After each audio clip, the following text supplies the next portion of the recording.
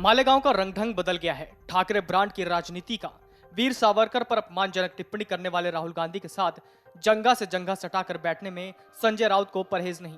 जिस कांग्रेस को लेकर बाला साहेब ने कहा था कि उनके साथ हाथ मिलाने की नौबत आई तो शिवसेना बंद करना वो ठीक समझेंगे, उद्धव को उनके साथ महाविकास अघाड़ी में रहने से गुरेज नहीं। पहले कैलेंडर उर्दू में छपवाए, अब उद्धव ठाकरे की रैली के बैनर उर्दू में छपे हैं। ये बातें आज शिंदे की शिवसेना और बीजेपी के नेता कार्यकर्ता कह रहे हैं।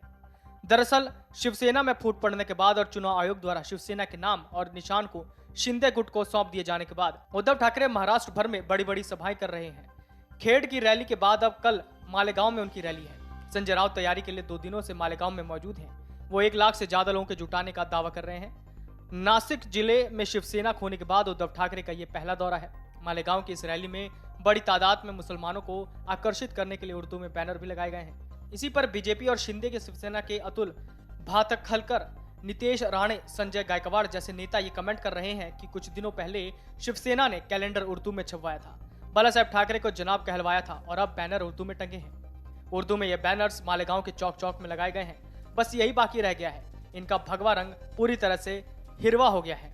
उर्दू बैनर लगाए जाने के पक्ष में दलील देते हुए संजय राउत ने आज मालेगांव में अपने मीडिया संवाद में कहा, देश में उर्दू पर पाबंदी लगी है क्या? उर्दू भारत की भाषा नहीं है क्या? जावेद अख्तर और गुलजार जैसे कई लेखक आज भी उर्दू में लिखते हैं। बाला साहेब ठाकरे किसी जाति, धर्म, भाषा के खिलाफ नहीं थे।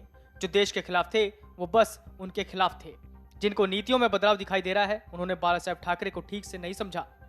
हालांकि जैसे ही बीजेपी और एकनाथ शिंदे की ओर से उद्धव गुट को घेरा जाने लगा तो उसके जवाब में उद्धव गुट की ओर से कुछ पोस्टर सोशल मीडिया पर शेयर किए गए जिसमें उर्दू में ही लिखा गया था। कुल मिलाकर यह है कि जिन पार्टियों की शुरुआती मराठी अस्मिता को लेकर हुई थी उन्हीं पार्टियों के पोस्टर अब उर्दू में लग गए तो महाराष्ट्र की राजनीति में एक बार फिर से सियासी बवंडर खड़ा हो गया है।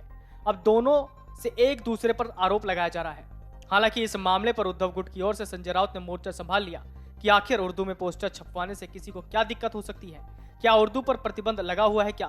खैर, अब चाहे उद्धव गुट की ओर से सफाई देते हुए संजय राउत कोई भी जवाब दे रहे हो, लेकिन चुनौती यह है कि इसके नाते से हार्डकोर हिंदू वोटरों के अंदर नाराजगी हो सकती है, क्योंकि बीजेपी इस पोस्टर को इस तरह से प्रचारित करने की कोशिश कर रही है कि उद्धव ठाकरे इस तरह का पोस्टर लगवाकर मुस्लिम वोटरों को साधने की कोशिश में जुट गए हैं। या दूसरे शब्दों में आप ये भी कह सकते हैं कि उद्धव ठाकरे मुस्लिम तुष्टीकरण की राजनीति कर रहे हैं।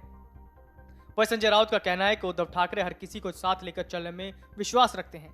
ऐसे में यह देखना दिलचस्प होगा कि जिस तरीके से उद्धव ठाकरे ने मालेगांव में अपनी सभा को लेकर तैयारी की है उसका कितना असर आने वाले चुनाव में देखने को मिलता है। फिलहाल उद्धव गुट की ओर से तैयारी काफी ज्यादा की गई है। Video desk अमरउजाला.com। डाउनलोड करें अमर उजाला ऐप और पाएं खबरें लगातार।